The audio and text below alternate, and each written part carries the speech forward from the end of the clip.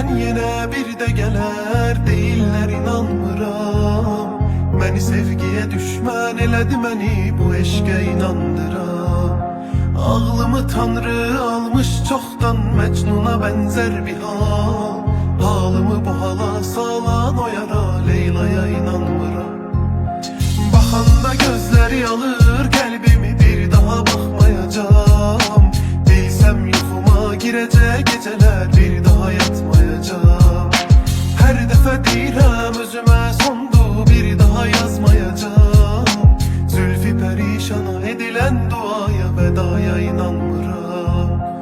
İnanmıram, inanmıram, daha mən inanmıram. Üzümə baxanda içimi əridən gözlərə inanmıram. Sənsiz ölərəm, yaşamaq nədir, dünyam səndən ibarət mənim. Söyləyən o yarın dilindən axan sözlərə inanmıram.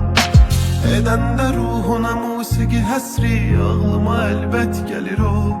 Qovuram ürəyimdən onu, amma zənnimə xəlbət gəlir o. Hər dəfə yuxuda görürəm bəzənib, ömrümə mürvət gəlir o. Mən artıq daldığım yuxuya, gördüyüm rüyaya inanmıram. Yazdım səni vərək-vərək, ürəyimə dərd elədim. Mən özümə şimal dedim, sən özünü qərb elədin. Uğrumda can verəcək qadınları qoydum qırağa, səni sevdim. Bilirəm səhv elədim, uzaqdasan yaxın gəl, biraz əllərim sənə çatmır. Sən gedəndən dayanıb ürək, yaxın gəl bəlkə addı. Başqa adamlar da məni tapma dedim min dəfə, amma başqa adamlar da məni min dəfə sən tapdın. Vəhşi sular dalğasında bu sevginin üzür